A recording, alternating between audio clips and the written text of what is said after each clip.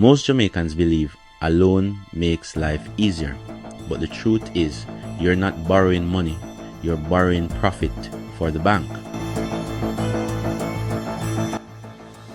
When you take a loan in Jamaica, the bank already decides how much they will earn from you before you even touch the money. That's why interest is calculated upfront based on their profit, not your situation. And here's the twist. Nobody talks about if you struggle to pay. The debt increases not because you borrowed more, but because the bank protects its profit first. So while you work overtime to survive, your money is actually working for the bank. Your loan builds their investment portfolio, their buildings, their branches, their bonuses.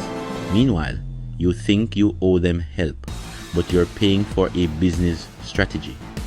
So before you sign a loan, ask, am I solving a problem or funding the bank's future?